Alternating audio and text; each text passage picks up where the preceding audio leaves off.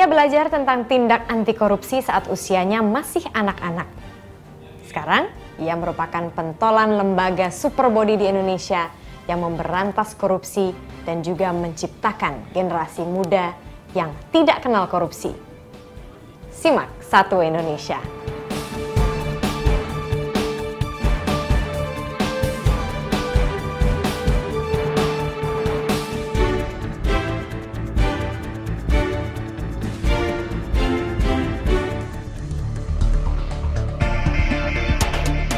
Di mata para pemburu berita di kota kelahiran Makassar, Abraham Samad adalah orang yang tidak kompromi terhadap koruptor.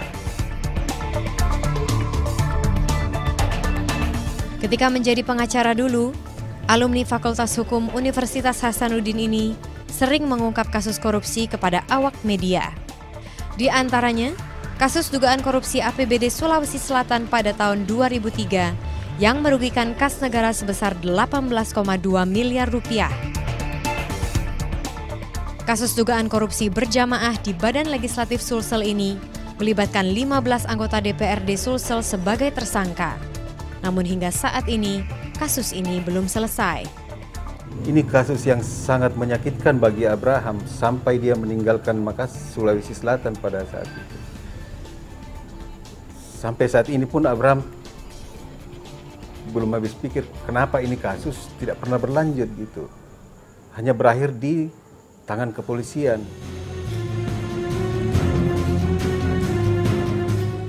Kasus yang merugikan negara 8,8 miliar rupiah baru memeriksa beberapa nama anggota DPRD Sulawesi Selatan di Kejaksaan Tinggi Sulsel.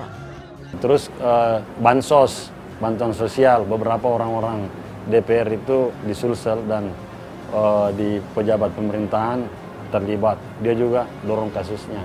Dan sekarang masih berlanjut ini. Dan saya lihat dia berikan perhatian kalau ini dia KPK mensupervisi kasus itu. Pada Juni 2012, Abraham Samad pernah ingin mengambil kasus ini dari Kejaksaan Tinggi jika tidak segera tuntas. Abraham menjadikan wartawan sebagai partner untuk berdiskusi. Sebelum jadi ketua KPK, memang di Makassar itu dia sudah cukup dekat dengan wartawan. Dia sering ngajak teman-teman wartawan diskusi dan sebagai narasumber ya makanya sering dicari lah.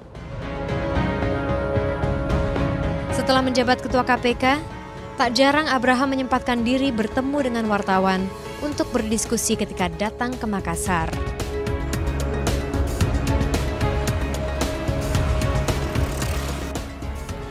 Saat ini kita berada di kantor NET di East Mega Kuningan, gedungnya.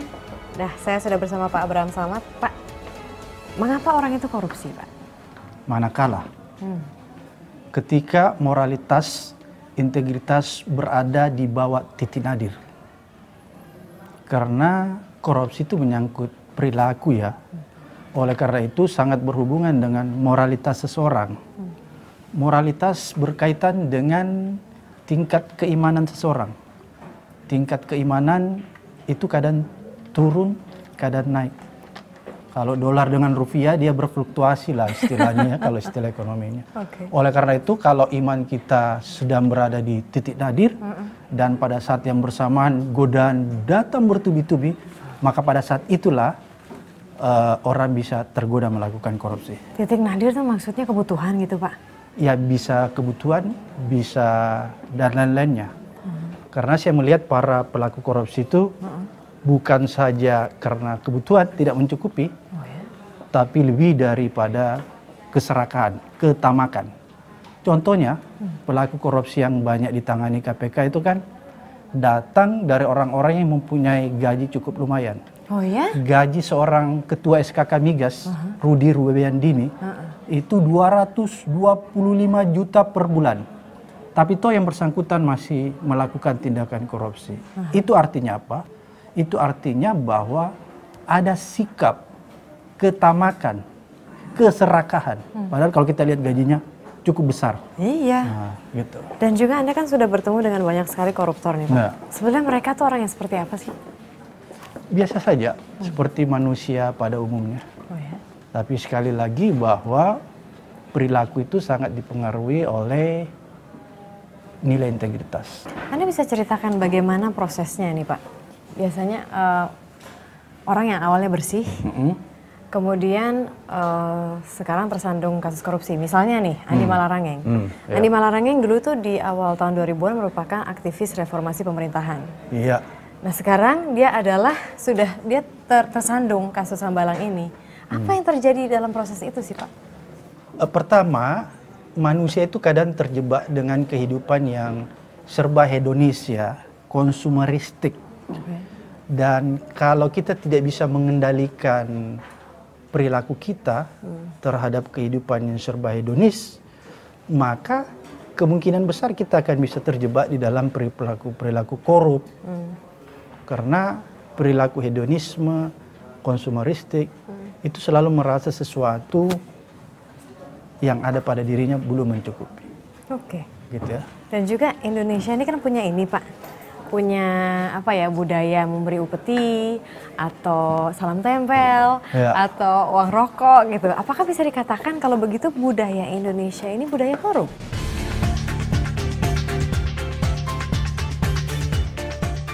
Termasuk korupsi? Termasuk korupsi sih ya. Termasuk. Salam tempel itu berperilaku negatif. Bagi aku termasuk korupsi. Iya, dibilang korupsi bisa, tapi kan itu kan orang banyak yang melakukan itu dianggap sah-sah aja, Mas. Kayaknya sih gitu kali ya.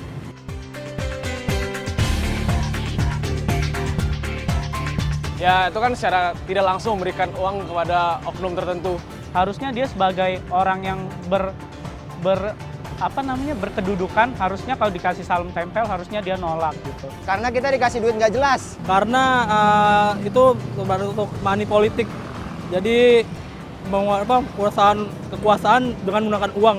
Jadi itu nggak benar. Soalnya dia nerima uang yang bukan haknya dia, yang seharusnya bukan haknya dia. Pernah? Kapan tuh? Waktu ditilang. Waktu mau bikin SIM? Cuman saat ya ditilang lah, gitu kan ada salam-salam tempel sedikit. Tanggapan Anda? Upeti itu mulai ada sejak zaman kerajaan Sriwijaya, Majapahit dan lain sebagainya. Tapi saya tidak melihat bahwa ada korelasi antara budaya pemberian upeti di zaman lalu ya terhadap perilaku manusia sekarang yang cenderung korup. Saya tidak melihat korelasinya secara langsung. Tapi saya lebih melihat bahwa seseorang bisa melakukan perbuatan korup karena disebabkan itu tadi nilai-nilai integritas dalam dirinya itu menjadi sirna. Itu yang pertama. Kemudian kedua, orang saya lihat mudah terjebak dengan kehidupan yang serba hedonis, konsumeristik. Ini disebabkan oleh arus transformasi globalisasi yang begitu kencang dan kita tidak punya filter. Nilai-nilai lokal kita itu hanyut. Maksudnya? Beda dengan misalnya Jepang. Arus globalisasi transformasi begitu kencang, tapi dia tetap punya filter, tetap punya proteksi terhadap nilai-nilai yang ada di dalam masyarakat itu. Apa hubungannya? Budayanya itu kuat, budaya malu kuat.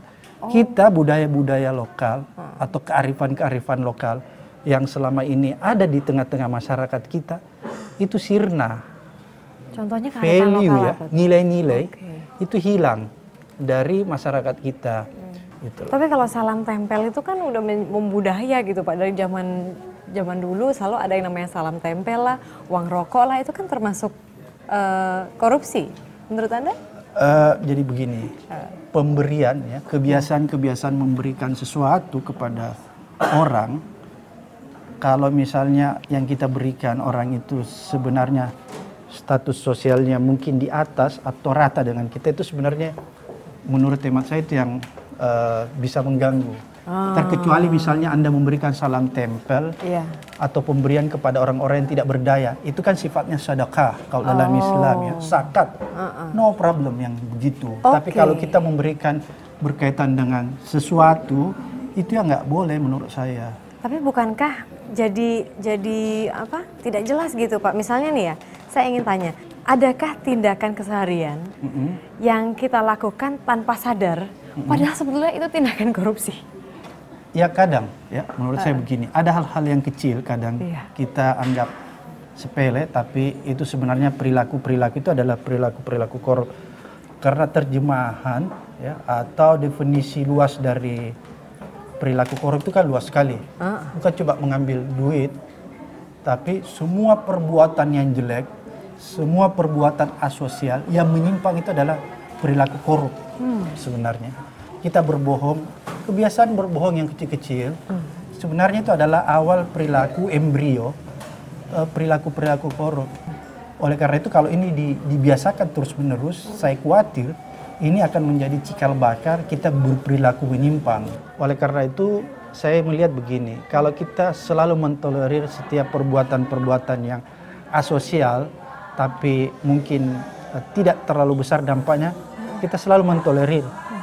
Tolerir inilah yang akan membawa masyarakat kepada sikap yang permisif.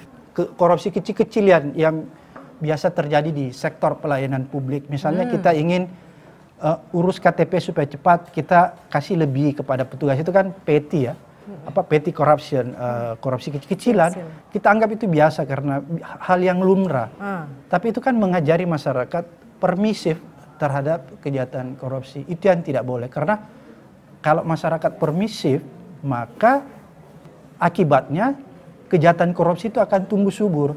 Karena ada sikap permisif masyarakat. Oleh karena itu korupsi itu akan tumbuh subur. Tapi kalau masyarakatnya tidak permisif, ada perlawanan dari masyarakat terhadap perilaku korupsi, maka dengan sendirinya kejahatan-kejahatan korupsi itu bisa perlahan demi perlahan ditekan. Oke. Dan juga ada yang menarik nih Pak. Jadi hukuman terhadap korupsi atau koruptor ini kalau misalnya di Arab itu potong tangan. Kalau di Cina itu potong leher atau hukuman mati. Tapi kalau misalnya di Indonesia itu Pak, potong masa tahanan. Tanggapan Anda? Bahasanya ironi ya. Potong masa tahanan.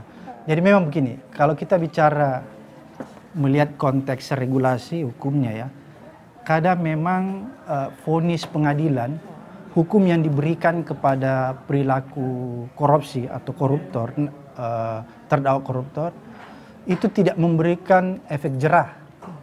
Karena itu tadi, hukumannya terlalu ringan, belum lagi potong sana, potong sini.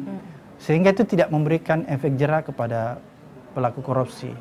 Ditambah lagi dengan budaya permisif yang seolah-olah tetap memberikan ruang bagi para pelaku korupsi.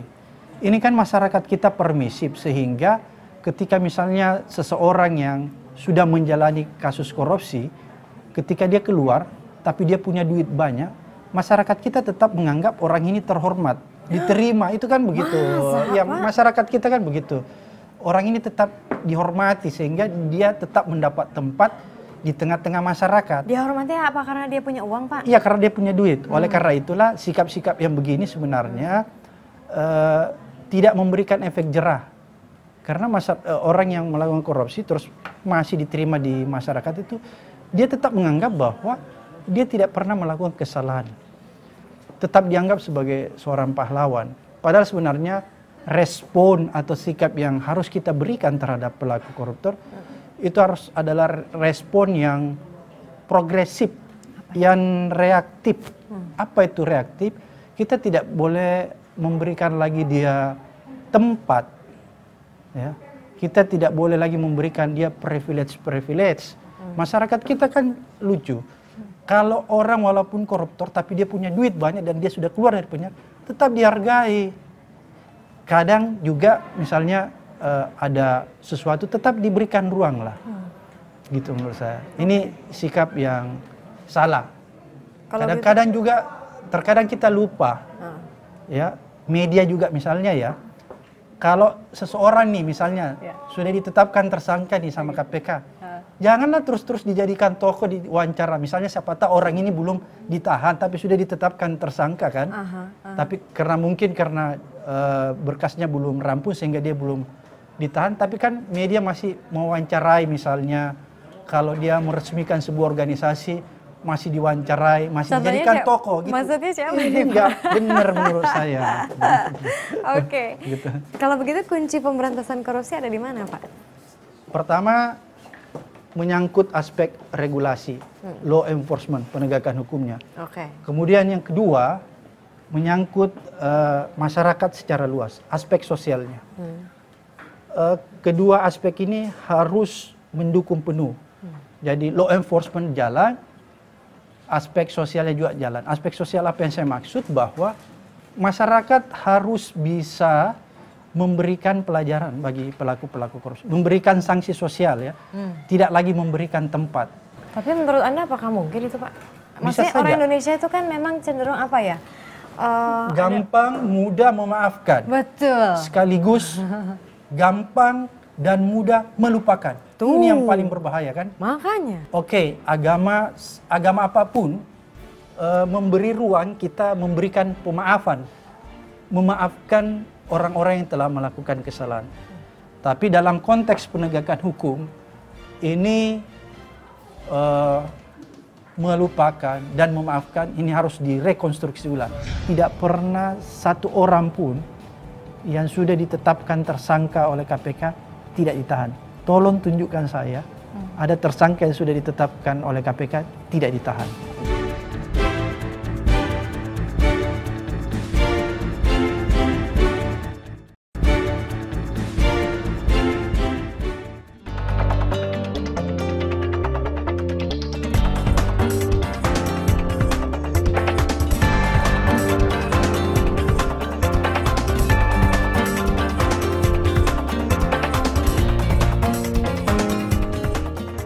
Hartanya dikuras terus dijual-jualin lagi buat bayar utang-utang Indonesia. Seorang koruptor tuh dihukum seberat-beratnya. Seperti dipotong lah organ tubuh biar dia jerak. Kalau enggak ya dipenjara sih, tapi seumur hidup cuman disiksa. Hukuman yang pantas buat koruptor itu seperti kita harus dari pemerintah harus mengambil semua harta dari para koruptor, supaya mereka mengetahui bagaimana sih rasanya menjadi orang miskin seperti masyarakat sekitar yang telah diambil hartanya oleh mereka. Kalau koruptor cuma janji pengen dihukum doang, digantung di Monas juga nggak terrealisasi ya. Jadi mendingan tuh koruptor suruh datang ke kampus-kampus saya terus kita gebukin rame-rame. Mending kita gulingin aja. Kita gulingin dari puncak pas sampai Monas. Cakep tuh, lumayan. Beset-beset dikit ya lumayan lah. Paling nggak kapok dikit. Narik delman di Monas. Jadi topeng monyet aja kali ya, soalnya udah lama nggak ngeliat topeng monyet. Mendingan dijadiin pawang ular aja. Nah Pak, positioningnya kan sekarang masyarakat itu mendukung KPK. Ya. Tapi ada kasus-kasus nih seperti misalnya Anas Urbaningrum nih Pak. Kemarin dia mengatakan bahwa saya ini tersangkakan. Udah gitu ada beberapa kasus besar juga yang terkesan lamban penanganannya. Ya. Nah, benarkah KPK itu independen dan tidak tebang pilih? Pertama, saya harus meyakini bahwa KPK itu lembaga satu-satunya, saya harus mengklaim satu-satunya lembaga penegakan hukum yang ada di Indonesia yang sangat-sangat independen dan tidak tebang pilih. Saya yakini itu. Namun kemudian kalau misalnya ada perkara-perkara yang dirasakan lambat, itu saya akui pula. Kenapa sampai lambat? Karena harus dipahami pula bahwa jumlah penyidik KPK itu cuma kurang lebih 60-70. Penyidik itu adalah orang-orang yang langsung menangani perkara. Coba Anda bayangkan, dia menerima perkara dari pelosok, dari Sabang sampai Merauke. Jumlahnya cuma 60 orang. Oleh karena itu, pastilah tertatih-tatih. Kan gitu. Perbandingan aja kita dengan Hong Kong. ICAC Hong Kong itu, ICAC Hong Kong, itu cuma ada di satu provinsi, Provinsi Hong Kong, bukan Cina secara keseluruhan. Jumlah penyidiknya ribuan, 1.500. Dia hanya menangani kasus korupsi di satu provinsi di Hong Kong. Kita jumlah penyidik 60, disuruh nangani kasus korupsi dari Sabang sampai Merauke dengan jumlah penduduk 241 juta jiwa. Impossible. Senturi itu kan dari tahun 2008 Pak. Ya. Nah, kemarin itu mantan wakil presiden Republik Indonesia Pak Yusuf Kalla sempat mengatakan begini, Senturi itu kan sebetulnya mudah ya mencari siapa sebetulnya dalang. Orang yang dalang yang mencairkan dana 6,7 triliun itu. Kenapa harus begitu lama? Tanggapan Anda? Iya, jadi ibaratnya kalau kita bermain bola ya, kalau kita berada di luar lapangan atau kita menonton dari atas, maka kita akan mudah menjustifikasi, begitu mudah menyatakan kalau saya di titik situ saya pasti bisa mencetak gol. Kan gitu. Jadi wajar aja kalau masyarakat awam, pengamat menyatakan bahwa terang benderang harus cepat, wajar. Tapi sebenarnya mengungkap sebuah kasus korupsi itu bukan cuma common sense semata. Maksudnya? Misalnya saya meyakini Anda melakukan tindak pidana korupsi. Oke. Tapi untuk membawa Anda ke pengadilan, saya harus punya bukti-bukti yang akurat. Karena kalau saya tidak punya bukti yang akurat, maka ketika saya bawa Anda ke pengadilan, maka kemungkinan Anda bisa lepas dari jeratan hukum. Jadi selama ini bukti-buktinya belum dapat gitu Pak? Bukan belum dapat. Kita sudah dapat, tapi ada beberapa hal menyangkut pemberkasan. Itu yang masih memerlukan waktu. Yang saya ingin katakan kepada publik, kepada halayak ramai bahwa dengan ditetapkannya Budi Mulya dan ditahannya Budi Mulya hari ini, bukan berarti kasus Senturi itu sudah final, sudah berakhir. Kita masih terus-menerus melakukan penelusuran, masih terus-menerus melakukan pendalaman terhadap kasus Senturi ini, agar supaya kita bisa melihat lebih jauh, ada tidak aktor intelektual lain yang akan jadi tersangka ke depan. Sebenarnya begitu. Kalau misalnya target penyelesaian kira-kira di tahun berapa Pak? Haruskah masuk tahun ke-10 gitu Pak? Saya nggak tahu persis, tapi kita menangani kasus Senturi baru setahun. Kalau misalnya Hambalang Pak, Hambalang ini kan kasusnya muncul di Juli 2011. Iya. Sekarang sudah 2013 Pak. Iya. Kembali lagi Pak, banyak yang bertanya-tanya lagi gitu. Ini Hambalang kenapa begitu lama sih? Pada saat kemarin itu menahan Andi Malarangeng saja, begitu lama begitu. Tanggapan Anda?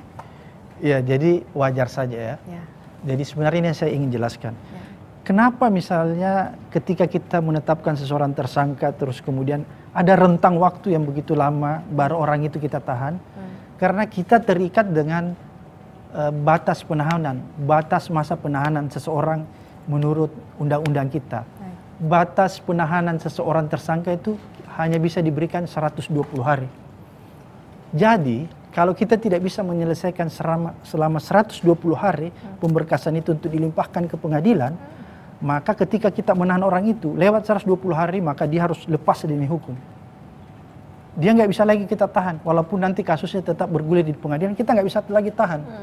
Nah, nanti misalnya kalau putusannya sudah berkekuatan hukum tetap, sudah ingkrah, baru dia boleh ditahan lagi. Inilah yang kita selalu hitung. Oleh karena itu biasa kalau kita sudah tetapkan, kita tidak langsung menahan. Karena kita masih pikir mungkin ini kita belum bisa selesaikan dalam waktu 120 hari. Kita menjaga kalau kita buru-buru tahan, orang ini bisa lepas. Karena kita nggak bisa menyelesaikan 120 hari. Oleh karena itulah biasa ada rentang waktu yang cukup jeda. Namun demikian menurut saya kan sebenarnya tidak perlu dirisaukan. Karena faktanya tidak pernah satu orang pun yang sudah ditetapkan tersangka oleh KPK tidak ditahan. Tolong tunjukkan saya ada tersangka yang sudah ditetapkan oleh KPK tidak ditahan. Oleh karena itu begitu seseorang kita tetapkan sebagai tersangka, pastilah kasus itu akan sampai ke pengadilan. Itu yang bisa saya beri jaminan. Jadi masalah waktu nggak usah pusingin lah, itu masalah waktu, yang jelas pasti sampai ke pengadilan. Berarti Anda menjamin tidak ada seorang pun atau partai politik apapun yang bisa mempengaruhi KPK? Saya yakini itu ya, saya yakini bahwa KPK itu selalu bekerja profesional ya, sehingga dia tidak mudah diintervensi. Kenapa masyarakat begitu percaya KPK, begitu mendukung KPK? Karena masyarakat melihat kinerja KPK bahwa KPK itu nggak bisa diintervensi. Jadi dia melihat bahwa ada harapan yang besar digantungkan kepada KPK. Kalau dukungan masyarakat sudah hilang, sudah dicabut oleh masyarakat itu sendiri terhadap KPK, saya berkeyakinan 1000% KPK akan rontok. Karena KPK tidak punya kekuatan lain. Beda dengan aparat penegak hukum lain. Dia punya senjata, dia punya infrastruktur yang kuat, ada di setiap daerah. Kalau KPK ini nggak ada. Jumlah pegawainya cuma 700, lebih besar Net TV punya pegawai secara keseluruhan. Bagaimana menjaga kepercayaan masyarakat itu? Kita harus memperlihatkan kinerja yang positif. Jangan sampai kita melakukan sekecil apapun kesalahan itu, karena melakukan sekecil apapun kesalahan, maka itu berujung kepada ketidakpercayaan masyarakat terhadap KPK. Itulah yang kita jaga. Dan itulah yang terjadi pada Mahkamah Konstitusi saat ini. Ya, mungkin begitu ya. Tapi ada juga masyarakat yang mempertanyakan begini, Pak. Oke, selama ini kan KPK tidak ada yang mengawasi.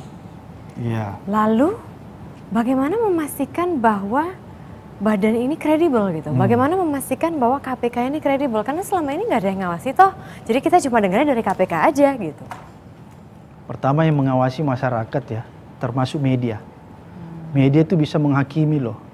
ya kan? Jadi kalau media menghakimi KPK, KPK juga bisa salah. Kalau media atau masyarakat menghakimi, selesailah KPK.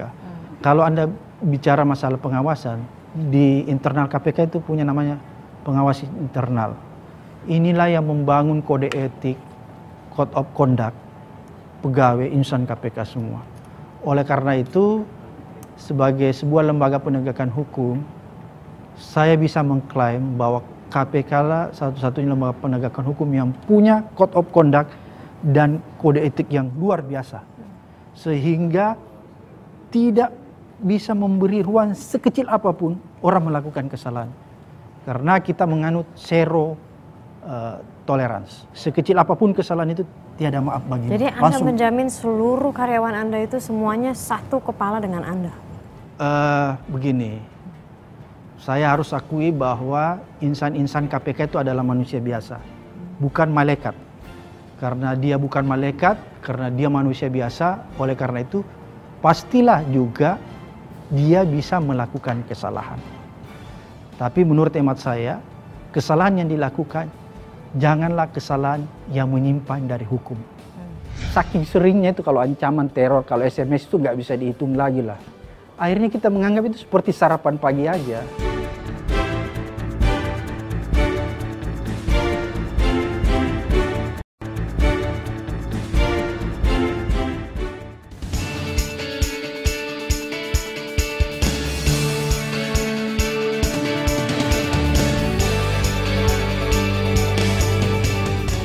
Indonesia dan dunia mengenal Abraham Samad sebagai Ketua Komisi Pemberantasan Korupsi. Namun dalam kehidupan sehari-hari, Abraham juga penggemar kuliner Indonesia. Tiap kali berkunjung ke kota kelahiran Makassar, tak pernah absen ia untuk mencicipi makanan khas di sana. Salah satunya palu basah. Makanan yang mirip dengan soto ini berisi daging dan jeroan sapi. Kuah yang gurih terbuat dari santan, kunyit, dan berbagai rempah-rempah. Namun yang membedakan dengan soto lain, palu basah dicampur dengan telur mentah. Enak banget, dagingnya empuk, terus kayak soto sih sebenarnya, cuman ini kuahnya rempahnya lebih berasa di lidah gitu, jadi yang lebih tajam lah istilahnya.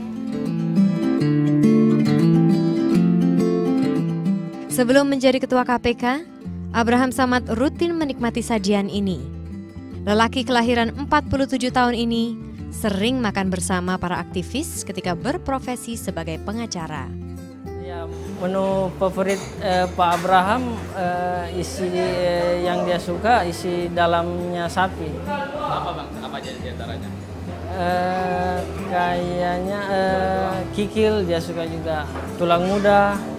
Gelombang pembeli tidak surut ketika buka dari pukul 6 pagi hingga pukul 10 malam.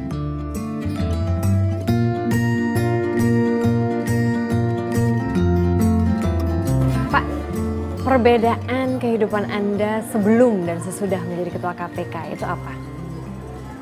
Nggak ada yang berubah. Ah, masa sih Pak? Iya. Oh ya? Nggak ada yang berubah. Apa yang harus dirubah? Maksudnya kalau misalnya zaman dulu kan pasti kan, kalau sekarang kan Anda kan menjadi orang nomor 1 di KPK, otomatis kan lebih proteksi. Banyak ancaman begitu kan dibandingkan zaman dulu gitu Pak. Kalau ancaman mungkin sama aja ya intensitasnya, frekuensinya. Dulu juga sebelum saya jadi ketua KPK ancamannya juga, bahkan dulu saya bukan ancaman, sudah terjadi. Dulu rumah saya pernah dilemparin, gentengnya hancur. Kemudian zaman dulu waktu belum ada HP, dulu kan ada wartel ya, warung telekomunikasi. Ya, itu betul. saya punya usaha begitu istri saya. Itu pernah hancur dilempar. Jadi bagi saya sama-sama aja. Tapi karena terlalu seringnya kita menerima, akhirnya kita menganggap itu seperti sarapan pagi aja. Saking seringnya itu kalau ancaman teror, kalau SMS itu nggak bisa dihitung lagi lah ya. Jadi akhirnya kita jadi kebal kan.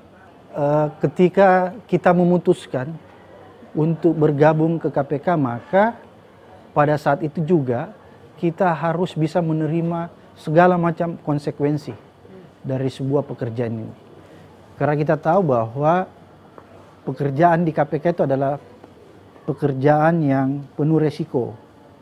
Karena kita akan melakukan pemberantasan korupsi terhadap orang-orang yang mungkin selama ini diuntungkan dengan perilaku-perilaku itu ya.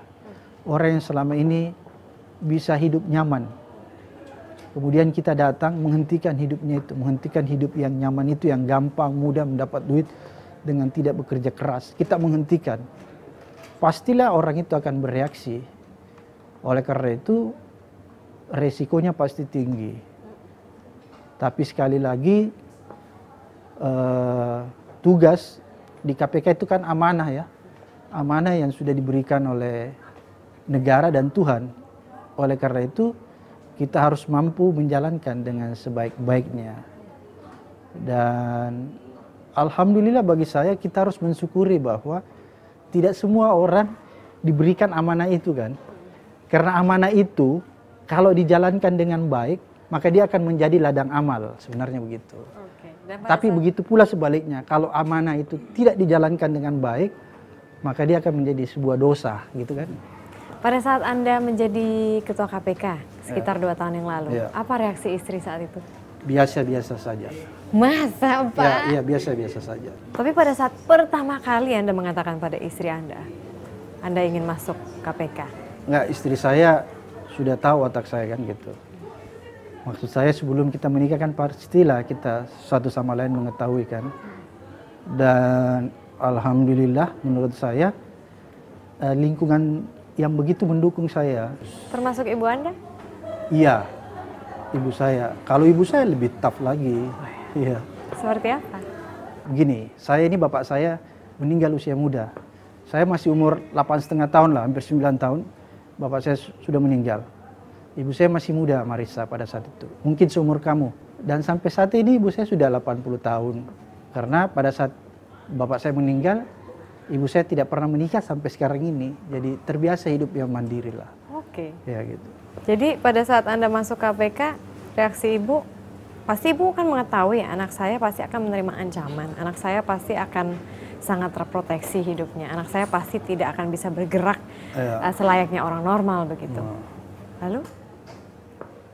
Ya enggak, kalau orang tua itu kan sebenarnya lebih kepada memberikan wejangan ya kepada kita, nasihat-nasihat agar supaya kita bisa menjalankan amanah, menjalankan tugas ini dengan baik. Lebih ke situ. Wejangan apa saat itu, Pak? Macam-macam lah ya, macam-macam wejangannya. Dan lebih dari itu, ada sesuatu, yaitu doa. Karena doa orang tua itulah sebenarnya sebagai pelindung kita. Kalau orang tua kita selalu mendoakan kita, insya Allah kita akan selamat menjalankan amanah itu. Kalau Marissa punya ibu, maka datanglah ke ibunya dan selalu meminta agar selalu didoakan. Karena doa ibu, doa orang tua itu sangat mujarab. Ibaratnya kalau dia berdoa, maka doanya itu langsung tembus ke atas. Nggak ada yang menghalangi. Makanya kalau kita menginginkan sesuatu, kita jangan datang ke kuburan, jangan datang ke ulama, jangan datang ke orang pintar untuk doakan kita. Tapi kita minta doa kepada ibu kita. Itulah yang mujarab. Oke, baik. Anda juga mengidolakan mantan Jaksa Agung Republik Indonesia Baharudin Lopa, betul? Mengapa? Saya ini mahasiswanya. Dan termasuk mahasiswa yang cukup dekat. Ya, cukup dekat. Sehingga banyak hal-hal yang sangat positif saya bisa menerima dari Pak Baharudin Lopa. Apa hal-hal itu? Pertama tentang kesederhanaan dan kejujuran. Ini menarik ya, bahwa di negeri kita ini kan yang paling mahal sebenarnya sebuah kejujuran dan kesederhanaan. Kenapa saya katakan dua hal ini sangat mahal di negeri kita? Karena rata-rata kita sudah berpikir sangat profit oriented. Sehingga kalau kita melihat orang terlalu sederhana, justru respon kita berbeda dengan melihat orang yang tampil sedikit di atas rata-rata. Ini ada kesalahan paradigma di dalam masyarakat. Kenapa kesederhanaan menjadi sesuatu yang sangat langka di negeri ini? Lihat aja misalnya pemimpin-pemimpin kita kan tidak merepresentasikan tentang sosok kesederhanaan. Beda misalnya di zaman dulu, pemimpin-pemimpin kita merepresentasikan tentang kesederhanaan. Misalnya seorang Bung Hatta, seorang wakil presiden, tapi untuk membeli sepatu Beli saja dia harus menabung gajinya, kasih masuk di celengan gitu untuk kumpul-kumpul duitnya supaya dia bisa membeli sebuah sepatu yang diidam-idamkan. Coba Anda lihat ya, seorang Chavez, presiden Venezuela, orang yang sangat sederhana, begitu dia meninggal, semua masyarakatnya menangis berhari-hari. Spontan, bukan tangisan yang dibuat-buat. Spontan, menangisi presidennya meninggal. Berhari-hari, mereka merasa kehilangan. Kenapa? Dia menemukan sosok pemimpin yang jujur dan sederhana menurut persepsi mereka. Begitu pula kalau Anda melihat Iran, sosok Ahmadinejad yang seorang presiden negara kaya, negara minyak, tapi hidupnya sangat sederhana, nggak punya apa-apa. Dia cuma punya mobil tua, Passat, tahun 78, dijual lagi pada saat negaranya mengalami krisis ketika diembargo oleh negara-negara Amerika dan Eropa. Ini kan sebuah pengorbanan dari seorang pemimpin. Harusnya ini yang dilakukan oleh para pemimpin-pemimpin kita. Baik. Selain hidup sederhana, harus mampu berkorban untuk rakyat yang dipimpinnya. Kalau di Indonesia sebaliknya, pemimpinnya bukan mau berkorban untuk rakyatnya, tapi dia mengambil barang yang seharusnya menjadi hak rakyatnya. Oleh karena itu, rakyatnya menjadi miskin, menderita. Pemimpinnya hidup bermewah-mewahan. Nah, itu loh fakta Indonesia yang menyedihkan. Kan gitu. dan juga benarkah ada sejarah di balik nama Anda, Pak? Abraham. Iya, ini kan kalau orang Bugis itu ya nggak ada namanya Abraham. Pasti dicari nggak ada yang namanya Abraham. Lalu? Ini ada sejarahnya. Orang tua saya, bapak saya, itu sangat mengagumi perjalanan hidup serta perjuangan Presiden Amerika, Abraham Lincoln. Ayah saya itu sangat terkagum-kagum karena tokoh ini kan tokoh pembebasan buruh di Amerika, kemudian jadi presiden. Terinspirasi bapak saya dengan tokoh itu, sehingga ketika saya lahir, ini menurut cerita ibu saya dinamakanlah Abraham Samad. Tapi bukan berarti saya diharapkan jadi presiden, karena saya cuma ingin sebagai orang yang memburu para koruptor. Oke, baik. Dan juga ini ada satu barang unik, Pak, yang berkaitan dengan hidup Anda. Mungkin ada yang bisa, terima kasih, Bambang. Ini loh Pak, apa arti ini bagi Anda? Silakan. Silakan Pak. Dua-duanya juga gak apa-apa. Marisa dulu waktu saya masih muda ya, waktu masih ganteng, masih muda, masih kuat, zaman-zaman SMA, olahraga saya ini loh. Oh gitu. Paling suka. Tapi udah nggak latihan Pak? Ya nggak bisa lah karena kita udah tua kan. Nah, makanya hidung saya ini kan lihat nih ada tulangnya. Ini bengkok nih, gara-gara dipukul dulu. Wah masa Iya Pak? ini nih. Ini sebabnya sampai hidung saya kan nggak lurus nih.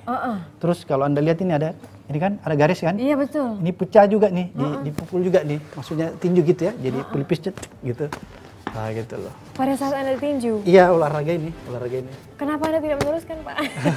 Masih ya. Kan gitu. Ini kan olahraga itu sebenarnya lebih dari sportivitas, ya, lebih daripada itu. Jadi kita memukul orang bukan untuk menyakiti, tapi ini sebuah sportivitas. Dan alhamdulillah mungkin lewat pendidikan yang sangat sederhana itu yang diberikan oleh orang tua saya, suri toladan itu, sehingga saya bisa terpilih jadi ketua KPK. Gitu.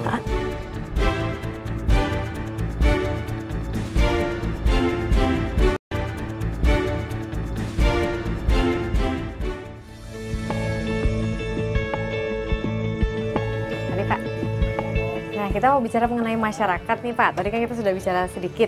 Ya. Masyarakat nggak jauh dari yang namanya Twitter. Ada beberapa suara dari Twitter Pak, pertanyaan-pertanyaan lucu. Yang pertama dari Supriyatno 47. Ya. Dia mengatakan, mau tanya, apakah Abraham Samad siap disandingkan dengan Jokowi pada Pilpres 2014? Tadi saya udah bilang, cita-cita saya itu cuma satu, bergabung di KPK dan memberantas korupsi. Dan bermimpi suatu ketika kita bisa menekan angka korupsi di Indonesia sampai ke titik yang paling rendah. Itu loh. Ya, itu jadi, mimpi besar saya. Jadi berarti nanti kalau misalnya Anda sudah purna tugas, sudah selesai 4 tahun nih, berarti Anda akan mencalonkan lagi? Saya nggak berpikir mencalonkan lagi. Justru saya berpikir saya akan memberikan kesempatan kepada orang lain. Cukuplah kita ini sebagai pionir ya. Kemudian yang kedua, cita-cita tadi ya, pertama itu tadi ingin memastikan bahwa Indonesia menjadi negara yang paling kecil tingkat korupsinya. Kemudian yang kedua, mimpi besar saya dan mimpi besar semua orang di KPK, bahwa lewat pendidikan anti korupsi yang sekarang mulai kita lakukan, mulai dari tingkat paling bawah, dari playgroup sampai perguruan tinggi, maka harapan kita bahwa suatu ketika akan beralih sebuah generasi, akan datang sebuah generasi yang betul-betul generasi yang punya integritas kokoh, generasi yang tidak mengenal lagi yang namanya kejahatan korupsi.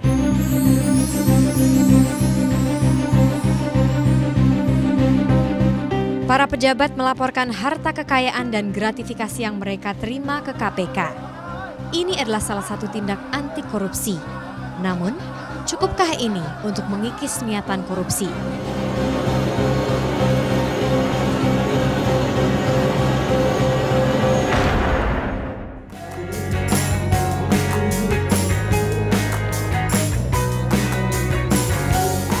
Nah, untuk itu, sejak 2012 KPK memberikan pendidikan anti korupsi kepada generasi muda yang akan jadi penerus bangsa.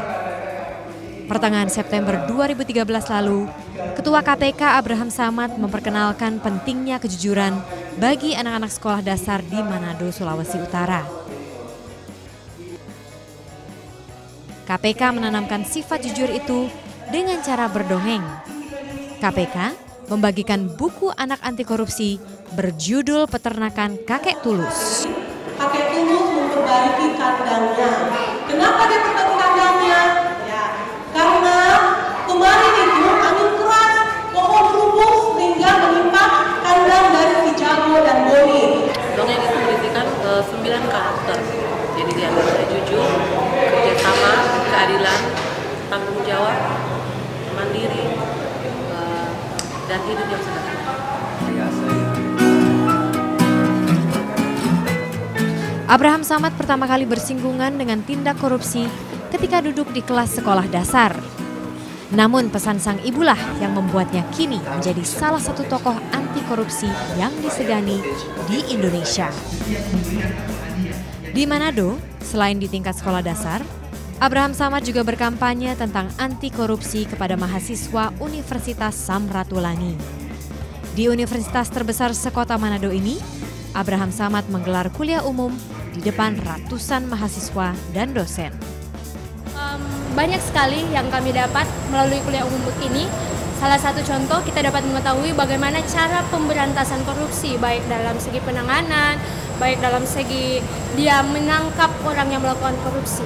Sebenarnya banyak sekali manfaat yang dapat kita ambil agar supaya ke depannya nanti kita sebagai generasi muda menjadi tulang punggung negara Indonesia, tidak melakukan tindak pidana korupsi. Saya mendapatkan kuliah hari ini, bagaimana saya sebagai sertifikat akademi, saya harus mendukung Abraham Samad dalam pemberantasan korupsi. KPK akan konsisten merealisasikan upaya-upaya tindak anti korupsi sejak usia dini melalui lembaga pendidikan di kota-kota lain di seluruh Indonesia. Dari usaha ini, KPK berharap akan tercipta generasi muda Indonesia yang tidak lagi kenal dengan korupsi. Tim Liputan melaporkan untuk NET.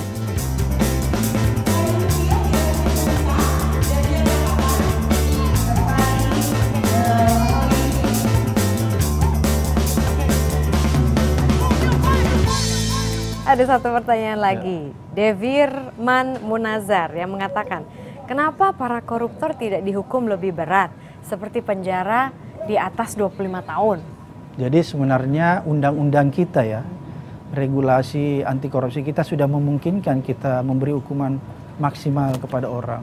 Hukuman seumur hidup, bahkan ada hukuman mati, tapi dengan catatan dengan ketentuan-ketentuan yang lebih khusus. Wow, hukuman mati ada Pak? Iya, memungkinkan. Namun demikian memang dalam perjalanannya saya tidak melihat vonis-vonis hakim, putusan-putusan hakim yang menjatuhkan putusan terhadap pelaku korupsi itu bisa memberikan deterrent efek jera. Karena rata-rata putusannya memang kita harus akui itu ringan dibandingkan dengan kejahatan yang sudah dilakukan. Karena kita harus paham, kejahatan korupsi itu ada merusak tatanan sosial ya. Ada kos sosial yang begitu luar biasa. Ada kerugian-kerugian sosial, itu yang harus kita lihat dampaknya. Oleh karena itu, kalau kita mencoba merujuk ke situ, adanya kerusakan sosial, maka sangat tidak imbang kalau para pelaku korupsi itu mendapatkan hukuman yang ringan karena dia sudah merusak tatanan sosial. Oleh karena itu memang ke depan harusnya kita membangun persepsi yang sama. Harus punya common sense yang sama. Hakim, KPK, jaksa dan seluruh penegak hukum harus mempunyai common sense yang sama tentang sanksi, tentang hukuman yang diberikan kepada pelaku korupsi.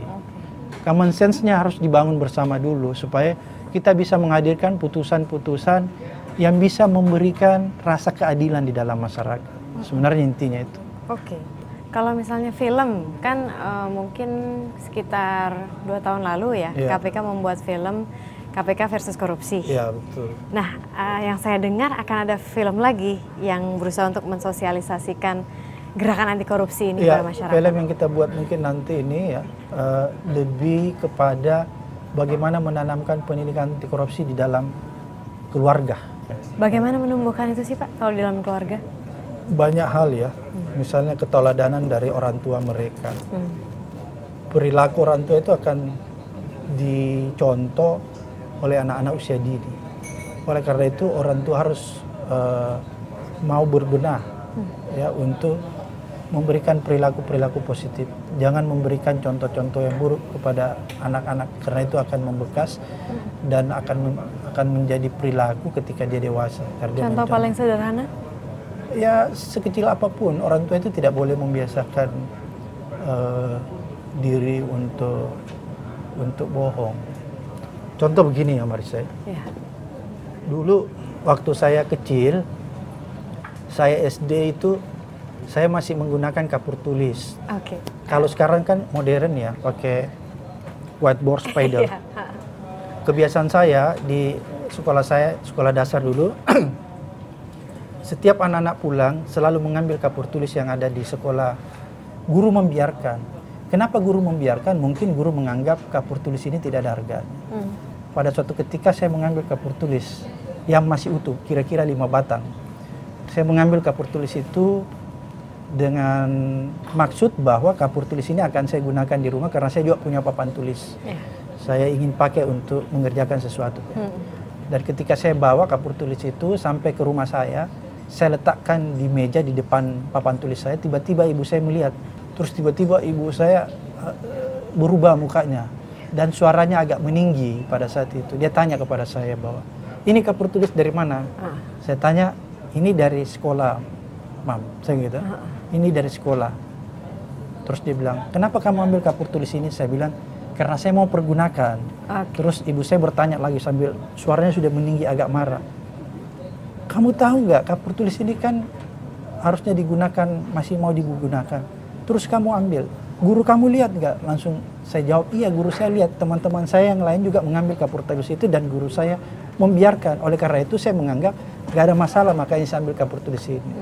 Tahu nggak orang tua saya pada saat itu spontan bahwa saya minta detik ini kapur tulis ini kau nggak boleh pergunakan. Sedikit pun. Bungkus kembali kapur tulis ini. Ini kamu harus kembalikan ke sekolah. Terus ibu saya bilang, kenapa kapur tulis ini kamu harus kembalikan? Ingat, kapur tulis ini bukan milik kamu, ini milik orang lain, milik sekolah. Kamu mengambil kapur tulis yang bukan milik kamu, ini adalah sama dengan mencuri. Itu tidak boleh sama sekali dilakukan. Kita tidak boleh mengambil barang yang bukan milik kita, walaupun barang itu sama sekali tidak punya harga. Itu loh pesan yang saya ingat sampai sekarang ibu saya. Dan saya kembalikan kapur tulis itu. Dan alhamdulillah mungkin lewat pendidikan yang sangat sederhana itu yang diberikan oleh orang tua saya, suri toladan itu, sehingga saya bisa terpilih jadi ketua KPK. Gitu. Oke, pertanyaan terakhir nih Pak. Integritas bagi Anda itu apa? Integritas itu kan sesuatu yang kita punya kesempatan untuk melakukan sesuatu tapi kita tidak lakukan. Karena kita tahu apa yang kita lakukan itu adalah hal yang buruk. Hal yang tidak pantas, walaupun kita yakini kalau kita lakukan itu tidak ada orang yang lihat. Tapi kita tidak boleh melakukan itu karena kita tahu betul juga bahwa apa yang saya lakukan itu nggak benar. Misalnya gini loh Marisa, kalau bulan puasa, saya keluar rumah saya, terus tiba-tiba hujan gerimis, terus air menjatuhi begini kan, air jatuh. Kalau saya nggak punya integritas, ketika air jatuh begini karena bulan Ramadan ini saya lagi haus, maka bibir saya keluarin sedikit begini, supaya air itu nyangkut di sini, supaya itu bisa membasahi bibir saya kan, supaya nggak terasa dahaga gitu. Itu kalau saya nggak punya integritas saya akan lakukan. Tapi kalau saya punya integritas, begitu air jatuh ke sini, maka saya akan melap air itu begini. Agar supaya air itu tidak menyentuh bibir saya. Gitu. Itulah integritas yang sederhana saya tafsirkan. Oke, baik. Terima kasih banyak Pak Abraham Samad. Terima kasih banyak. Dan seperti biasa, Satu Indonesia selalu menghadirkan tokoh-tokoh inspiratif setiap minggunya. Jadi saksikan kira-kira siapa lagi tokoh inspiratif kita berikutnya setiap hari Minggu pukul 11 malam. Sampai jumpa.